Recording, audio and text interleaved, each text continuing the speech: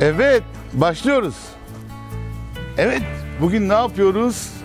Bahçemizde bulunan sebze bahçemizin yükseltilmiş sebze yataklarını hep beraber incelemesini yapacağız. Bakalım ben neler yapmışım, bu konu hakkındaki sizlere tecrübelerimizden bahsetmiş olacağız. Güzel bir sohbet olacağını düşünüyorum. İçeri geçelim ve sebze yataklarımızı incelemesini yapalım. Sebze bahçemizin güzel bir giriş yaptım kendim. Ahşapla süsledim. İki yanına da kokulu sarmaşık güllerden ektim. Böyle bir giriş yaptım ve bunu ahşaptan yaptım. Şimdi içeri girelim, incelemesine devam edelim. Burada gördüğünüz gibi bir ahşap kapımız var.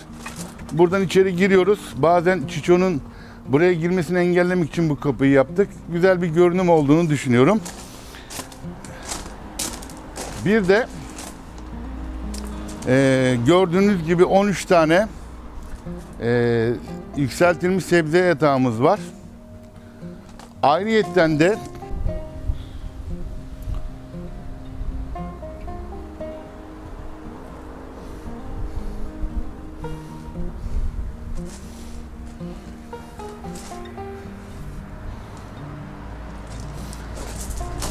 evet, ikinci bir girişimiz var. Bu da verandamızın altında. Buradan da girebiliyoruz.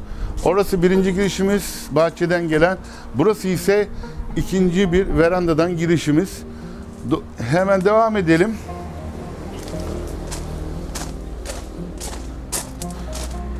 Ne dedik? 13 tane dedik. Yükseltilmiş sebze yatağımız var. Bunların boylarına bir bakalım. Metremizi hemen alıyoruz. Yükseltilmiş sebze yataklarımız 70 santim yüksekliğinde. Oldukça baktığımız zaman hiç eğilmeden sebzelere müdahale edebileceğimiz şekilde. Boylarımız ise 160'tan 3 tane var. 170'ten 6 tane var. 190'dan da var. Bir de 200'den bir tane yükseltilmiş sebze yatağımız mevcut. Bunların içlerine pH değerini koruyacak yaklaşık pH 6 değerini koruyacak toprak yaptık. Bu genelde hayvan gübresi, torf, perlit ve kokopit olarak içine koyduk. Ciddi anlamda güzel olduğunu, bakın şöyle yapayım. Toprağa, burada fideyi çok rahat bir şekilde elimizle dahi şöyle gördüğünüz gibi toprağın karışımını görün. Ciddi anlamda güzel bir toprak oluştu. Biz bu fideleri hiç elimizle şu şekilde açıp dikebiliyoruz. Yaklaşık bu fideler de bir hafta oldu dikeli. Ve bu fidelere 30'a 30 köşebentten bu şekilde iplere gelmek için yer yaptık. Bunları sera da yapabiliriz. Naylonla çevirip sera da yapabilecek düzeyde. O yüzden çok güzel olduğunu düşünüyorum. Sebze yataklarının enleri, onu söylemeyi unuttum, 110 santim. Hepsi 110 santim şekilde. Bu şekilde bir dizayn oluştu. Gördüğünüz gibi.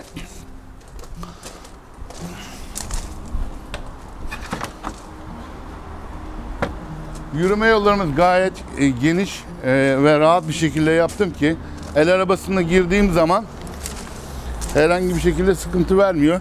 Yaklaşık 90 ile 95 santim arasında ara geçişlerimiz mevcut. Yatakları hakkında aslında biraz sohbet etmek istiyorum sizinle. Şöyle diyeyim. Yükseltilmiş sebze yatakları hakkında faydaları nelerdir? Ne gibi artıları eksileri var? Onları beraber sohbet ederek incelemek istedim. Öncelikle şunu belirtmek istiyorum. Bilinen sebze yataklarının faydaları 30'a yakın bir faydası mevcut. Tabii bunların hepsini sayabilir miyim? Şu an aklıma gelenleri ancak söyleyebilirim. Öncelikle şunu belirtmek istiyorum. Yıllarca yani toprakla tarım yaptım. Yani bunu hobi olarak yaptım. Şimdi belli bir yaşta yerde hobicilik yapmak gerçekten uygun olabiliyor ama şimdi yaşım 52, zor geliyor. Çapayı yerde yapmak, işte zararlı bitkileri ayıklamak falan ciddi anlamda zor geliyor. O yüzden 70 santim bir yükseklik yaptım. Rahat bir şekilde, hiçbir şekilde eğilmeden sebzelerimi toplayayım veya ekeyim veya çapalayayım istedim. Bildiğiniz gibi zaten sebze yataklarında zararlı bitkilerle, yabani bitkilerle onları yok etmek çok basit. Yani 5 dakika burada çay içerken hemen müdahale edip onları uzaklaştırabiliyorsunuz. O yüzden bana çok basit geliyor, kolay geliyor. Zaten hobi yapıyorsunuz, bütün gün çalışıyorsunuz. Gelip toprakla zeminde çapa yapmak, eğilip kalkmak belli bir yaştan sonra gerçekten zorlaşıyor. O yüzden yaklaşık 2 sene, 3 sene oldu. 3. sezonumuz bu sene. Ve her sezon ciddi anlamda yerde yaptığımız hobicilikle şimdikinin arasında çok fark var. Bu verim olarak da aynı şekilde. Yerden ben bu kadar verim aldığımı hiç görmedim. Ama sebze yataklarından ciddi anlamda verim alabiliyoruz. İşte birkaç faydalarından size bahsetmek istiyorum. Bir kere zemindeki toprak her zaman bu sebze yataklarına göre çok daha sert oluyor. Yani işlemesi çok zor oluyor. Sebze yataklarının şöyle söyleyeyim, içindeki toprağını kendimiz istediğimiz değerlere göre, bitkilere göre, sebzelere göre ayarladığımız için oldukça geçirgen bir toprak. Elimizle yaptığımız zaman bile ciddi anlamda hemen bir fideyi dikebiliyoruz. Yani herhangi bir alete gerek kalmadan bir fide dikimi dahi yapabiliyoruz. Keza zararlı bitkilerle, yani yabani bitkilerle de uğraşmak dediğim gibi çok kolay. Bu anlamda bir de damlama sistemini kurduğunuz zaman, bunu da otomatiğe çevirdiğiniz zaman, ben akşam saati ne ayarladım, işte bir 15-20 dakika, bir de sabah çok erken saatlerde damlamayı açıyorum.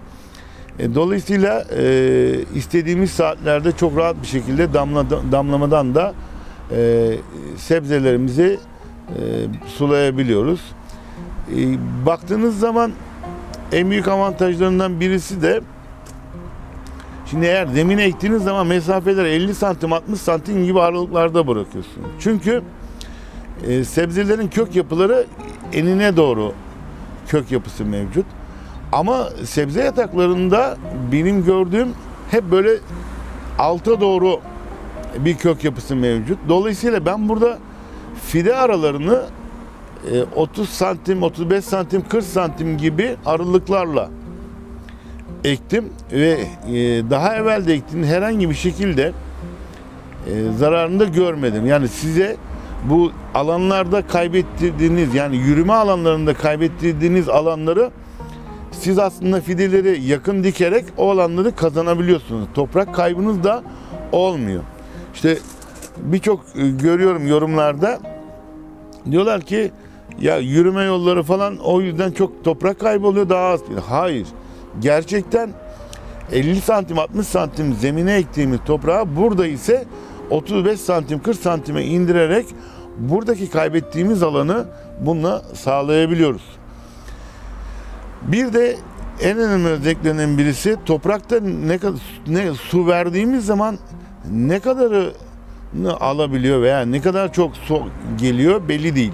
Ama burada ne kadar su verirseniz verin, toprak süzülerek indiği için bitki istediği kadar suyu kendine alabiliyor. Bu da diğer faydalarından birisi. Yani kök çürümeleri falan artık yükseltilmiş sebze yataklarında kesinlikle olmuyor diyebilirim. Diğer farklı özelliklerinden birisi ise, eğer siz burada gübreleme, hayvan gübresi falan kullandığınızda gerçekten çok kolay bir şekilde, burada hiç eğilmeden şurada sandalyeyi koyarak da gübreleme yapabiliyorsunuz. Ama yine yerde yaptığımız tarımda bu gerçekten size işkence zor gelebiliyor.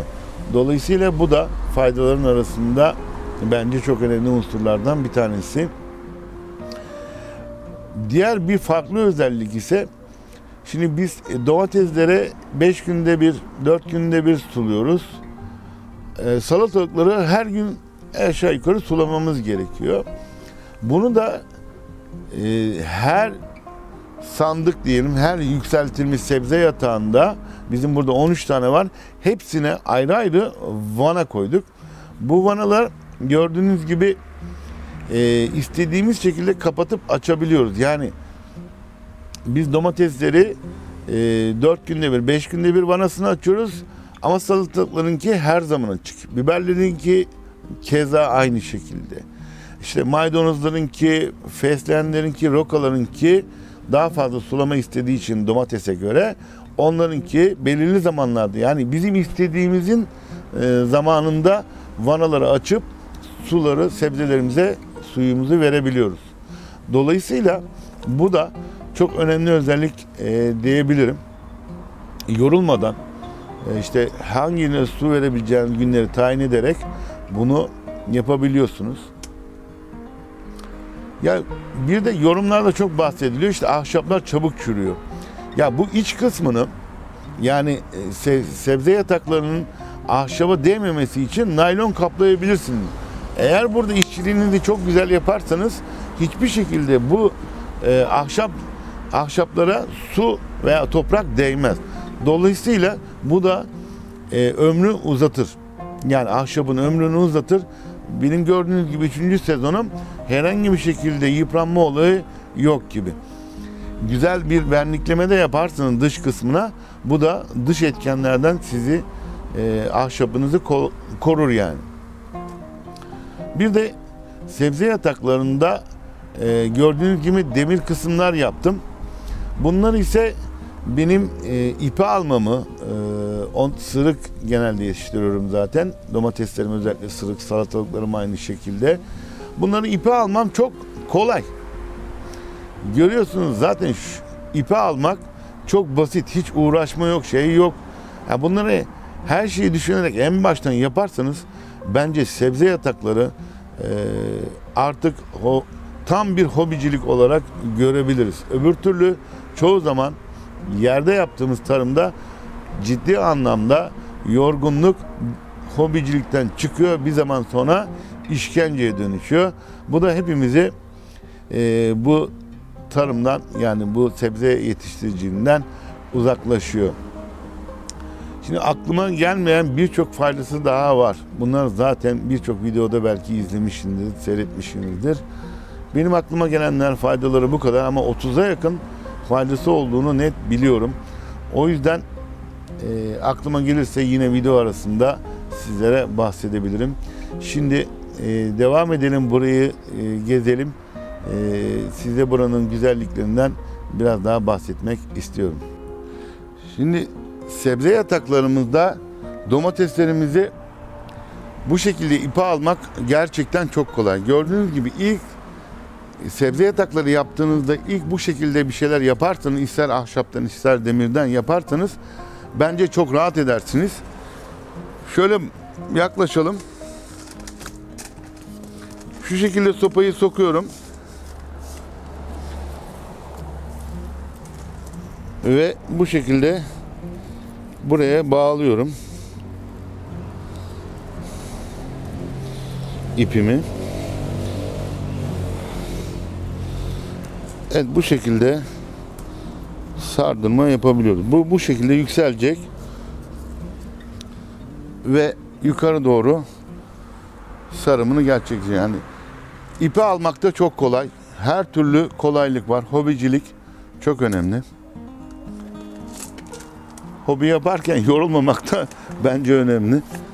Evet, gördüğünüz gibi bu şekilde ipi alabiliyoruz. Bir hafta veya 10 gün sonra bunların hepsini ipe alacağız. Biberlerimize kazık çakabiliriz. Onlar çok büyümüyorlar çünkü. Bakın ben burada neler yaptım. Nelerim var, hangi çeşitlerim var onları da size göstereyim. Marsilya çiftlik domatesim var. Bunları gördüğünüz gibi bir hafta oldu bunları da ekeli. Burada şu tarafta bu yükseltilmiş sebze yatağında okka domates mevcut. Burada tuğla domates dediğimiz çok lezzetli bir domates çeşidimiz var. Bu da burada mevcut. Burada şu yolumuzda birazcık fesleğenler falan çok gitmediği için burayı 3'e böldüm. Fesleğen, şu bölümde rokamız mevcut. Şu bölümde rokamız mevcut. Şu ara bölümde ise dereotumuz mevcut. Bunları daha yeni, işte dediğim gibi bir haftadan beri daha yeni ufak ufak çimlenmeye başladı. Rokalarımız çıktı. 1-2 fesleğenimiz çıktı. Bu bölümde ise maydanozu çok tükettiğimiz için maydanozu biraz daha fazla ektik. Şurada bir bitkimiz var. Etlerde kullandığımız biberiye dediğimiz var. Onu da çoğaltacağım. Bu aralarda, köşelerde ise nane ektik. Bir abimizin, çok sevdiğim bir abimizin bana vermiş olduğu naneleri buraya ektik. Atalık tohumdan düşünün.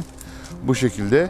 Yine bu ufak bir yolda, yani ufak yükseltilmiş sebze yatağında Çanakkale pembe domates var. Bakalım bunları da bu sene deniyorum. Bakalım ne durumda olacak, göreceğiz. Burada kendi yetiştirdiğimiz, çoğu tohum zaten kendi yetiştiriyorum. Yerli tohum dolma biber var. Gerçekten bizde de 12 kök falan, 10 kök yetiyor. Artıyor bile. Burada benim en çok sevdiğim acı biberler var. Onlar da bu şekilde sınıflandırdık. Burada sivri biberlerimiz var.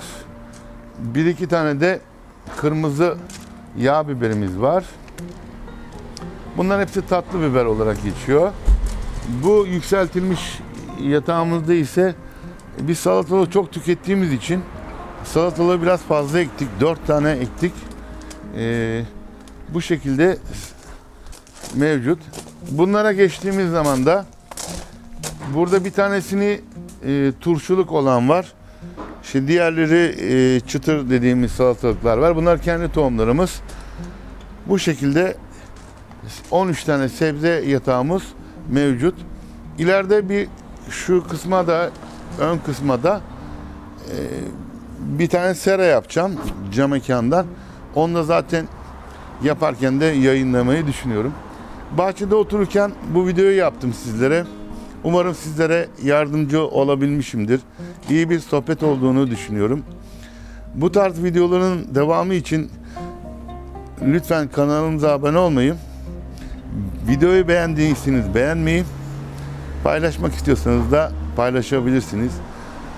Bir sonraki videolarımızda tekrar görüşmek üzere. Hoşça kalın.